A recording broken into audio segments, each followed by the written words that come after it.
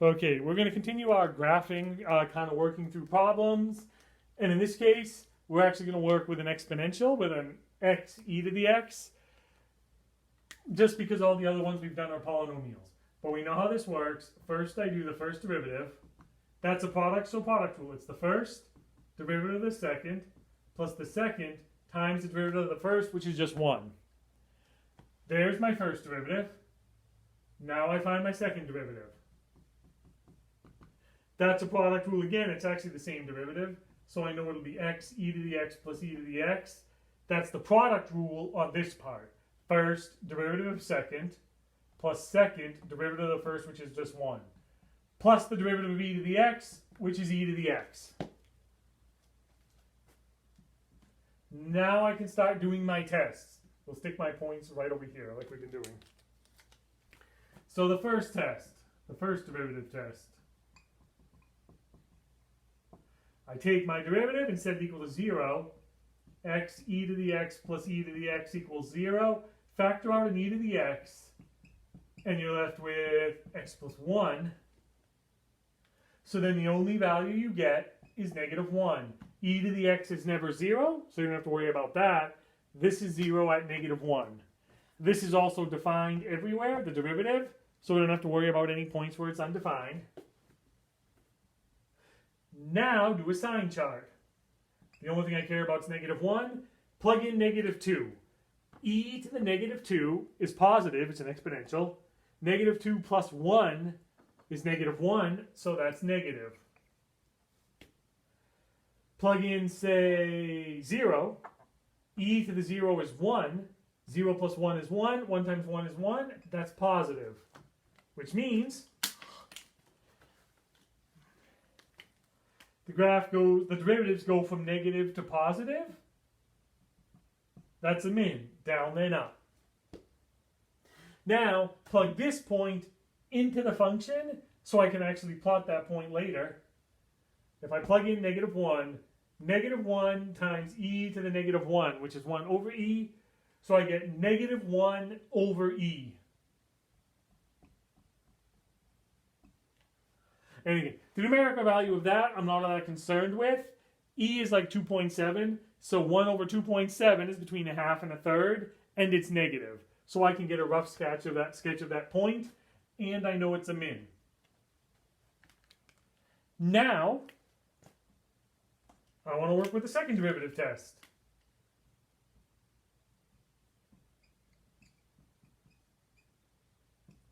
So I look at my second derivative and set it to 0. X e to the x plus e to the x plus e to the x. Yes, you can rewrite that as 2e to the x if you want. I just didn't take the time to. Set it to 0, factor out an e to the x, and I'm left with x plus 1, which is x plus 2 equals 0. Now, find the zeros. The only 0 is at negative 2, and do another sign chart.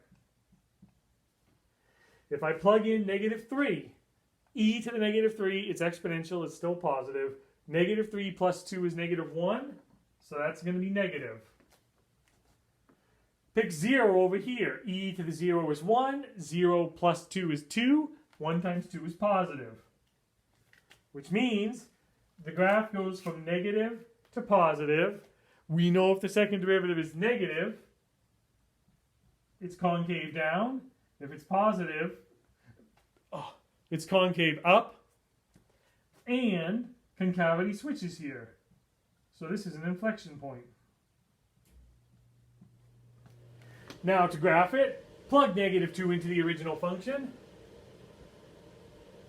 And I get negative 2 e to the negative 2. Which gives me negative 2 over e squared. And again, I don't really care to be exact what that point is. I know e squared is like 8.3, so this is negative 2 over like 8.3. I'm sorry, not 8.3, it's 7.3. About whatever. So I know that's negative and it's a fraction and I can plot it. And I know this is an inflection point.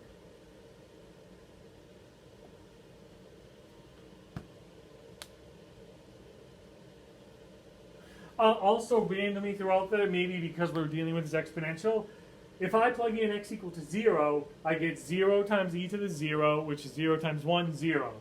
So I also know the point 0, 0 is going to be on my graph. And again, you don't need to know that, but maybe as I'm plotting points, that's an obvious one, and it'll help me sketch this graph. So then let's see what we can do. I just erased the 0, 0 that I wrote. But let's see. We knew it was 0, 0. And we knew this was a min. This was an inflection point. And I think we said, because my brain has already forgotten, if I plugged in 0 to the second derivative, I got a positive, which meant to the right, it's concave up. Correct? When I did my sine chart.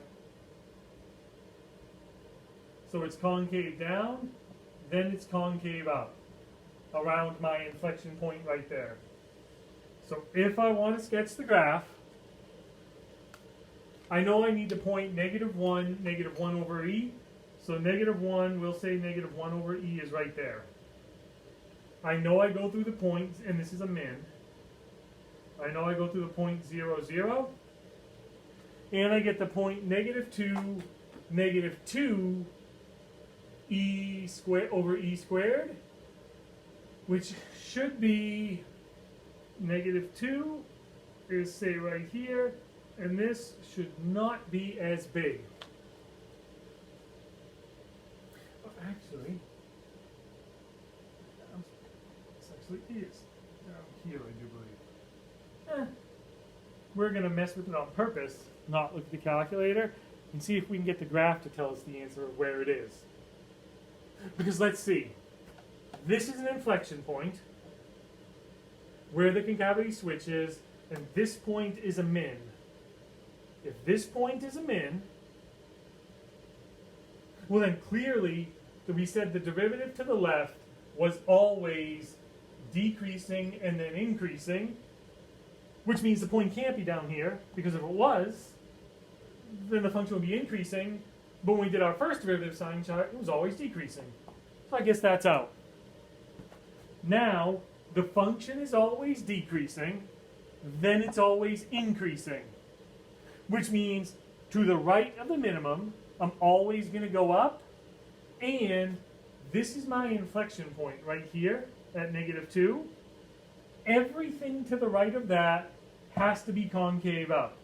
Which means I have to go down to my min, and then I have to go up like this and be concave up. Everything to the left of the inflection point has to be concave down, and the whole function has to be decreasing, which means it has to look something like that. But we also said the only 0 occurred at 0, which means I can also never cross the axis, which means I have to look like that.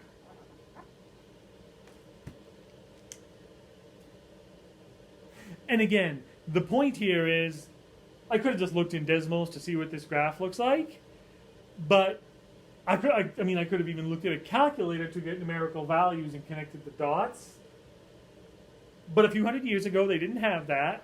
And just using your understanding of the first derivative, the second derivative, the sine charts and what they mean, you can get a sketch of the graphs.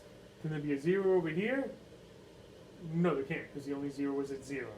Okay, so then I have to approach that, but that works because this is concave down, which the test said it had to be.